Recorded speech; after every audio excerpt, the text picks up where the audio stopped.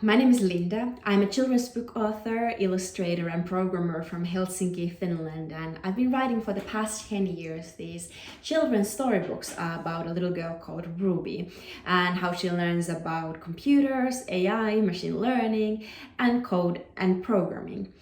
And these books have been translated into over 37 languages, which means that I've been able to speak with a lot of different educators, parents, and policymakers all around the world to learn what are the things that excite and frighten them when it comes to computer science education. Still, after 10 years, this is where most of my work boils down to. The idea that we don't learn a language by only learning the grammar rules, which goes to say that as we are learning a new language, we don't only conjugate the irregular verbs or practice the grammar rules. We learn a language by speaking it, by singing it, by dancing it, by flirting in it. And for some reason, programming and computer science education have thus far been delivered to a very narrow group of people with a very one-way of learning, mostly through reading or experimenting themselves with books and a computer. And I think to truly diversify the people who get acquainted with the big ideas of computers, we need to diversify the ways we are teaching computer science, which means that sometimes we will end up making the internet out of cardboard and practicing how packet switching or DDoSing work. Or maybe it means play acting how computers work, the bossy CPU, the helpful RAM, and the hard drive that stores all the information. Or exploring ideas around artificial intelligence and algorithms and YouTube by first performing your own little video and then only talking about the different kinds of data a video service might be collecting out of that video and how it might use it to create a recommendation algorithm. And I think it is this creation of a memory that is so central to the way I see learning and education. It's not a transaction. I don't only offer these bites of knowledge to you. I think especially in early childhood, children need to create a memory they can anchor the experience and the learnable content around, so that later in life, when they run into the word algorithm, GPU, or packet switching, they will be able to remember that childhood experience. As we are moving towards an age in computers that doesn't really resemble any of the former and previous eras of computing, I think it's so vital and important that we start to create new kinds of narratives and metaphors around computers. Computers used to be these gigantic machines that fit entire rooms, and now they go into our back pockets. But for some reason, especially educational systems are still quite stuck in teaching that a computer is a device with a screen and keyboard, and maybe you program it, maybe you use applications with it. But I think we need a completely new kind of paradigm shift to it. And in order to learn about these things, there's a big idea that kind of struck me while I was working on the 4 Hello Ruby books, especially with the artificial intelligence book. And it's the idea that most fundamental and foundational ideas of computer science are actually old.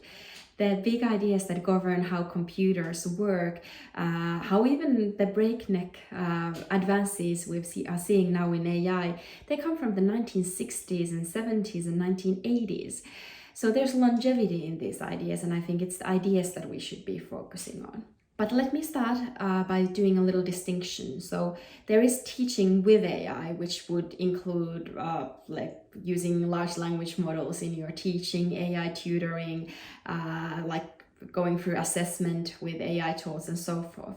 And then there's teaching about AI, which includes giving children vocabulary and understanding of these concepts that otherwise seem like black boxes of shrouded mysteries. And it is this latter that I'm going to be focusing on, how to teach kids about AI, how to give them the confidence and vocabulary to learn more about this new field.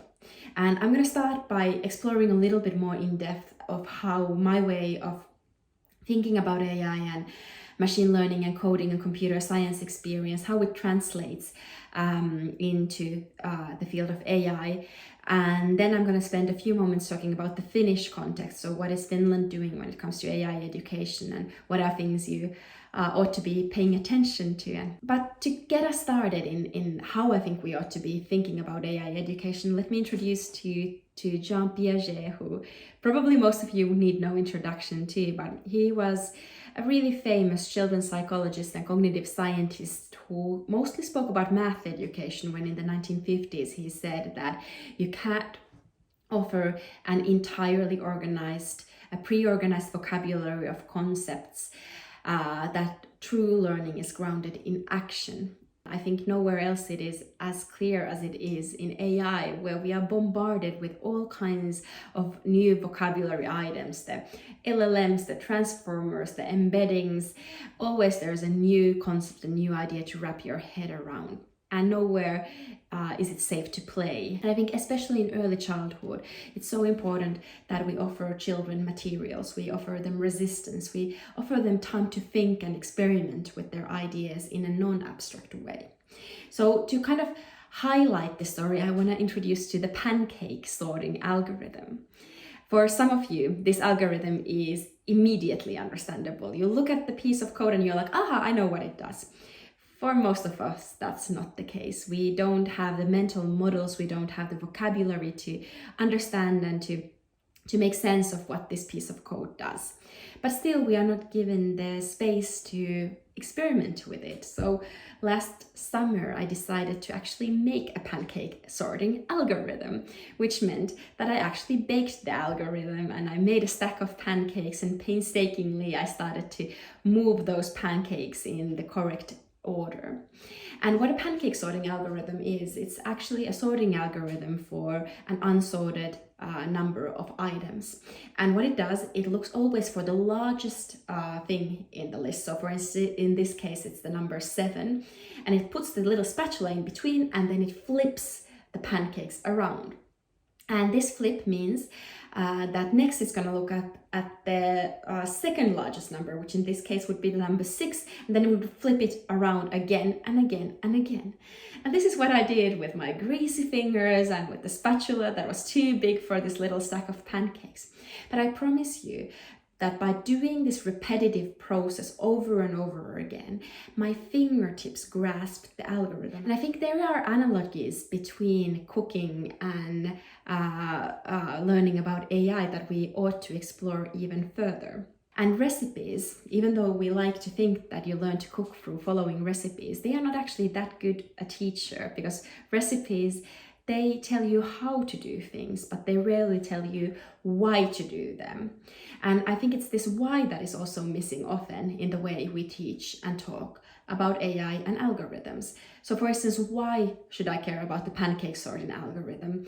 Well, because it turns out that pancake sorting is a wonderful way to find the shortest route from one thing to another, and this kind of calculation is especially needed when we're using GPUs and we need to find the shortest route from one GPU to another. And then GPU calculation in turn is used in artificial intelligence and the kind of machine learning calculations that are so much needed today. So you need both the fingertip knowledge, the intuition of doing something, combined with the why you're doing something. And that's what the best cooks do in the world.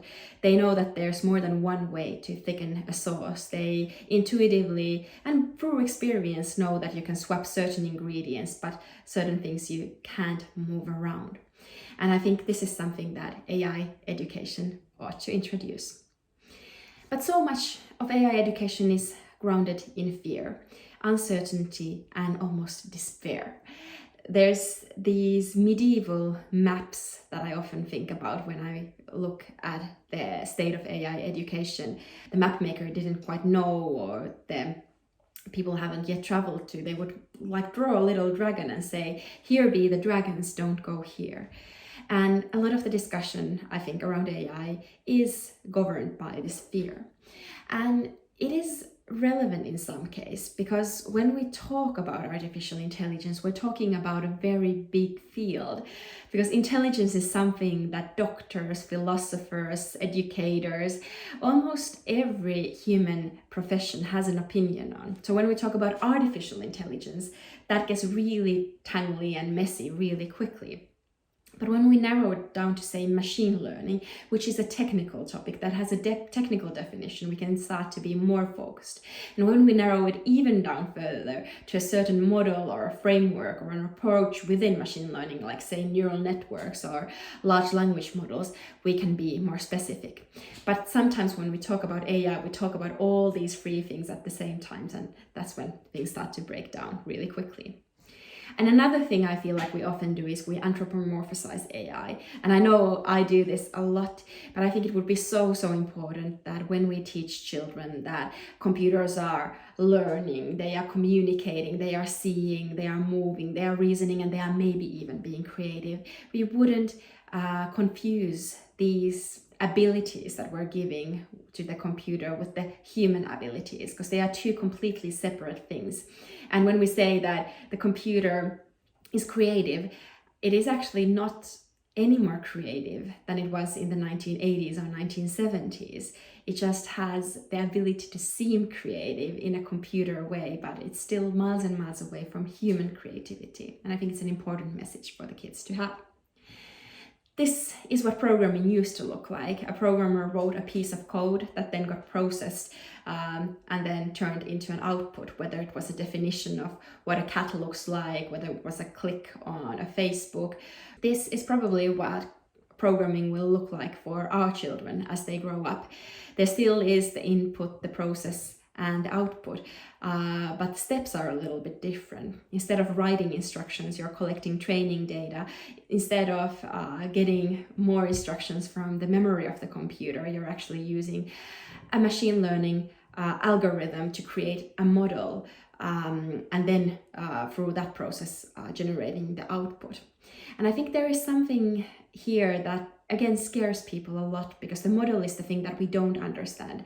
I've heard a lot of researchers state that we don't actually understand how a computer recognizes the cat or how the large language models are so effective. They just are.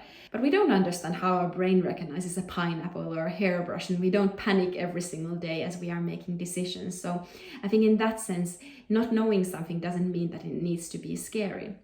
And even those models inside, we can talk about them for the children. So for instance, when I'm talking about computer models, I show them that often instead of using technical jargon, I would show them these fruits. And I would say that if we wanted to group these different fruits in different ways, we would start to look for features in them. We would look, say, for the weight and the color, and then we would start to see how different groups started to form up and recognize that, hey, maybe there's apples and oranges, and actually two different kinds of apples. And essentially what the computer is doing is the same thing. This is called a two-dimensional problem because there's the weight and the color. What computers are dealing with is 20 dimensions or even 100 dimensions. So they are jumbling these insane amounts of data and finding patterns that are incomprehensible for human mind. But if we only could follow them. And it really matters what kind of features we also choose to study, or what the computer chooses to find from the unorganized data. Because if we look at ripeness and amount of seeds, the results look nowhere near as tidy as before. And in this way, I think we can start to talk to children about concepts way before they actually are able to grasp things like, like probabilities or so forth. And then I tell children that computers did this first with numbers. They were really efficient at optimizing and finding the biggest or the smallest or anomalies from data. Then they did it with images. They started to be able to spot patterns in huge amounts of pictures of cats, to be able to recognize a cat going forward. And now they are doing it with words. They are using statistical models to be able to predict what comes after a certain word and seem intelligent enough. And after this, I feel the kids have a confidence in them. They don't think about AI as something magical, or they think it's magical, but they don't think it's magic. And that's a big difference to understand when you're 6 years old.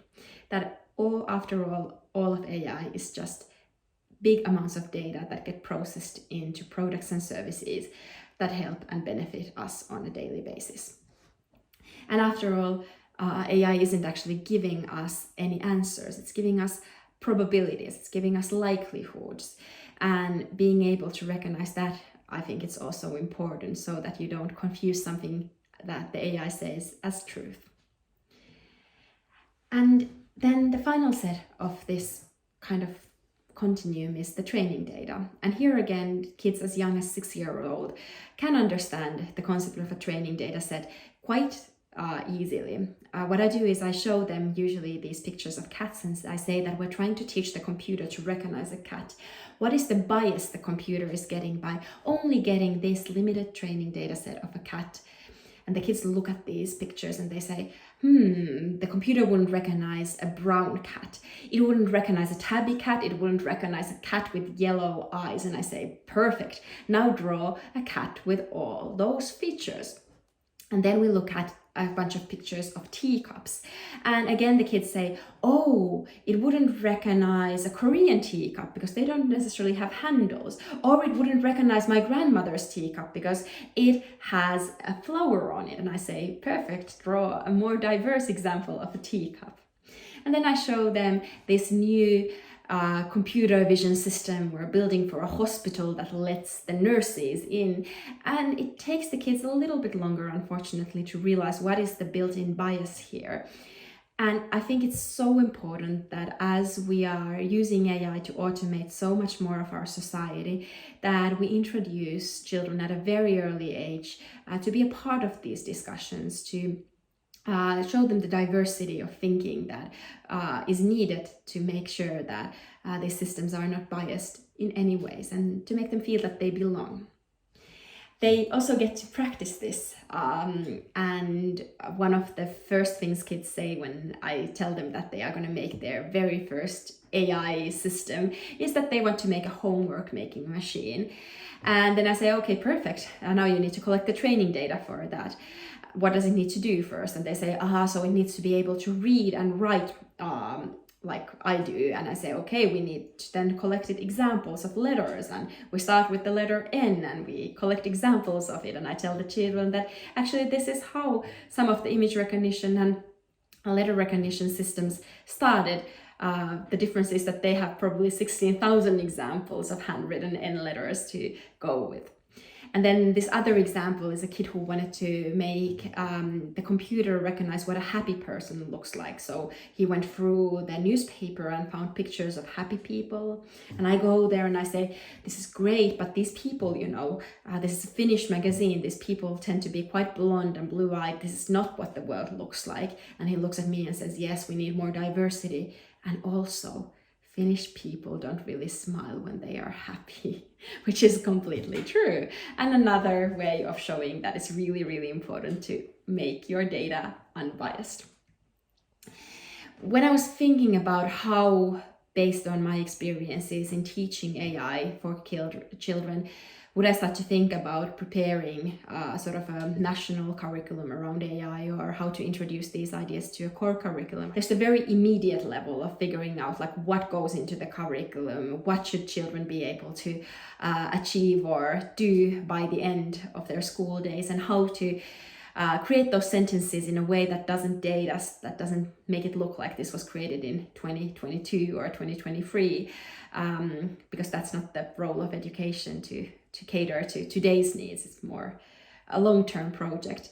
And also, what are the big ideas that other people are working on in the field, whether it's grassroots organizations, research communities, or other companies.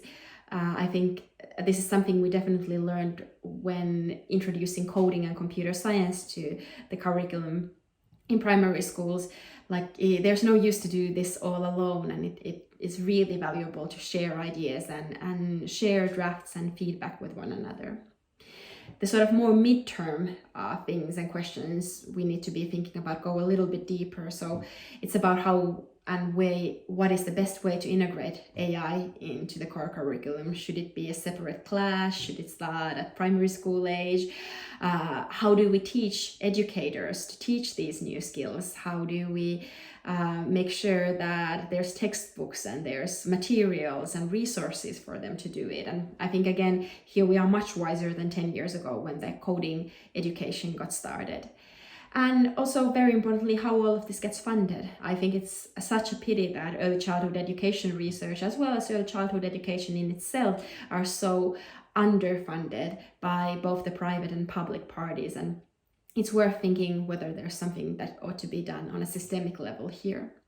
And then at the lowest level or the highest level, the more long-term questions, the questions that kind of drive all of this other work, which is like, how do we make sure that we create kind and collaborative and creative and ethical AIs, and how AIs will be shaping and changing the world our children are living in, as well as how do we introduce these ideas of history to a field that is so focused on the next breakthrough and the future. I think these are all questions that kind of need to go hand in hand with the more urgent and more short-term thinking. And that brings me to the second part of this presentation, which is a more sort of tangible, like pondering on the Finnish educational system and what's happening with us.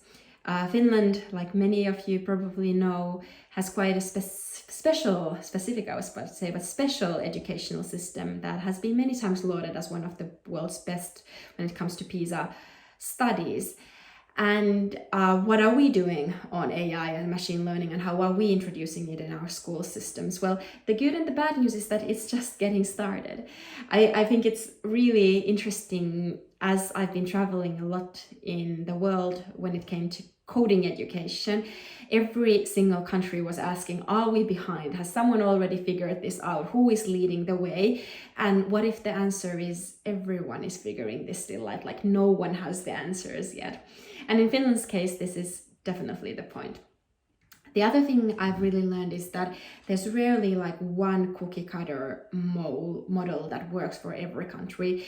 We need to share, we need to learn from one another, but still educational systems are so closely tied to the society and values that surround it that separating the two is quite impossible. Take, for instance, Finland, where we have this long-rooted tradition as a small country to think equity over excellence. We think that we need to lift everyone equally up instead of investing in a few geniuses, because let's face it, in a country of 5 million, we won't have that many geniuses. And we invest a lot in teacher autonomy. Teachers are very respected in the society, and they have a lot of autonomy over their classroom, and they would very much not want to respond well to very detailed guides on what to do and how to run their classroom. And finally, there's play and recess time, which are kind of ingrained into the Finnish society. We want our children to be able to run around in the nature and experiment and have that flexibility and freedom built into their everyday lives.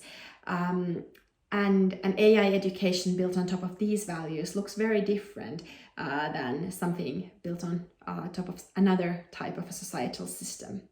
And the closest I can come to is kind of comparing what happened with the Finnish core curriculum. So back in 2016, we introduced coding to the core curriculum for the first time. And the Finnish core curriculum since the 1980s pretty much has changed once every decade. So it's 10 years in effect. It's a long time to be working on when it comes to technology. So we need to be quite specific when we think about what are the skills that are still relevant in 10 years' time. And this is kind of the formulation that the National Board of Education and the Ministry of Education, as well as the educators, came up with. And it's famously vague. It doesn't state that children should know by age 7 what an algorithm is or how a CPU works. What it says is that during the first and second grade, children learn programming through play. And then later, during 3rd to 6th grade, students get to know a visual programming language and learn to give commands to a computer without being afraid of making mistakes. And that's it. And there's a few more specific lines there, but this was pretty much what was given 8 years ago to the teachers, and they've gone with it. And there's been a few additional kind of supporting documents and this framework for digital competencies that kind of expand upon this and support the implementation of these guidelines. But Finnish teachers have amazing flexibility when it comes to deciding on what kinds of apps they use, what kinds of devices, how they structure their time and professional development around this. And I would imagine, I don't know, but as the new AI curriculum the new like ideas around AI are going to be probably a part of the core curriculum that changes again in 2026, I think. It's going to be something similar, so very high level, not going into much specificities about how to teach probabilities or matrices or different frameworks. But there are two different approaches or projects that I would recommend you to keep an eye on, or at least I want to keep an eye on. The first of them is this media literacy school. It was a joint project between the Ministry of Education and the National Board of Education, as well as a few Finnish nonprofits, as well as educators, and it developed a lot of these guides, these more hands-on curriculum aids to help teachers teach coding skills and computational thinking skills. And it also includes in English some interesting content around ChatGPT and like creative and all kinds of new AI ideas. So keep an eye on that. And then the other project I wanted to introduce is this Generation AI, which is a more strategic, more high-level working group. Includes people from the Finnish Academy, from the different universities, and the goal is to think more systemically about what kind of educational needs does Finland as a country have when it comes to AI and education. And I think, again, it works in tandem, so you have both the very high level and the very low level, and both of these need to happen in order to change to come through. So if I'm summarizing a little bit, when it comes to AI education, I think it's really, really important that we learn through action, that it doesn't just become this abstract name-dropping thing where we have a few modern frameworks that we throw in to make the industry happy. That's gonna seem so outdated so quickly. We need to focus on the big ideas. We need to help the children explore them with hopefully their hands and with their mouths and their eyes and their ears. I think we need to support creativity, collaboration and curiosity, create a curriculum that allows for that. And then most of all, I think we need to give vocabulary to children. Not everyone needs to become like an AI model maker, but I think everyone ought to have a basic working vocabulary around these issues.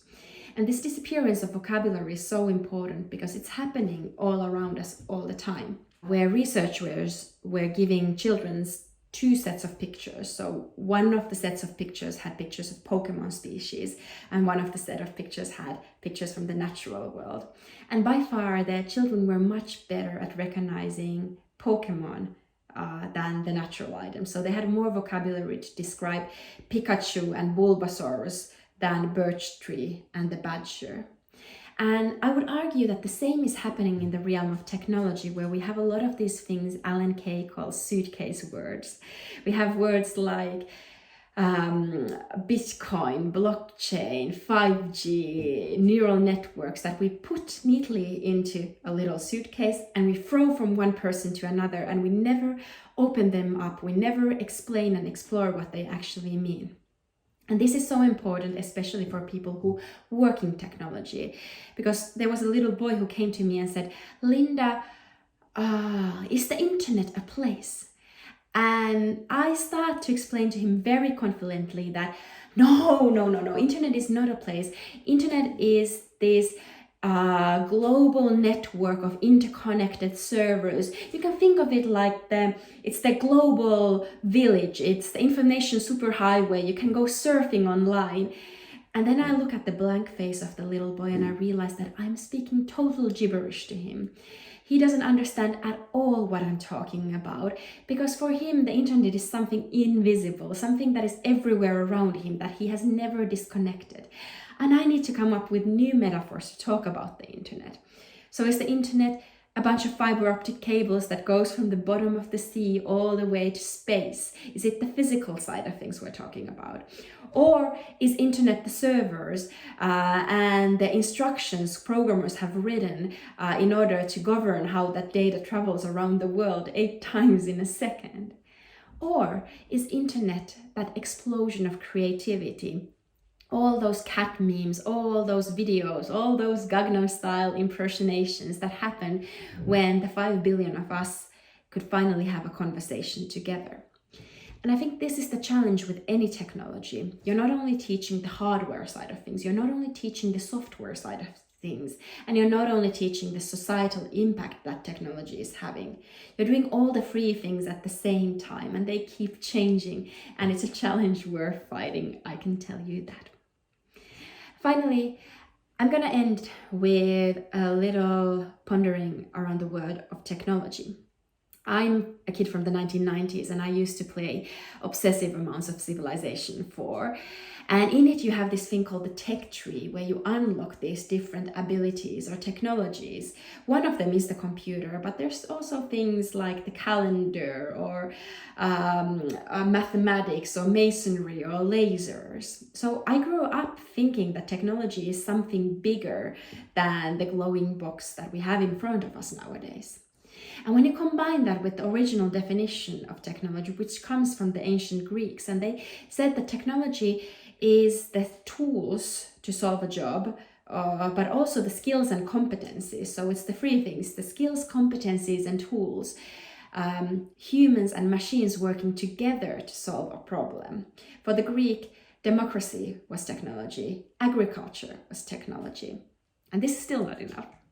I want to still throw into the mix this idea from a Spanish philosopher, José Ortega y Gasset, who said that technology is about superfluity, that animals are atechnical because they are simply content with the act of living. And if I understand this correctly, what Ortega y Gasset is saying is that humans are technicals because we have the ability to think about the future.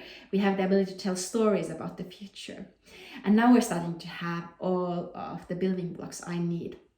So take from the Romans, the Greek, the idea that it's skills, tools, and competencies. Take from Ortega y Gasset the idea that it's also our storytelling ability, our ability to look into the future, and combine that with the final definition of technology that comes from a 5-year-old little girl. And I asked this almost 10 years ago already, gosh, she must be a teenager now. She defined to me technology like this. She said that technology is electricity that loves. It is used to play. I use it to have a conversation with my mom. We use a WhatsApp application. And then finally, and most importantly, people uses technology. And that's where I want to end today. Thank you very much, and look forward to hearing all of your other presentations and watching them online with you. Thank you. 감사합니다.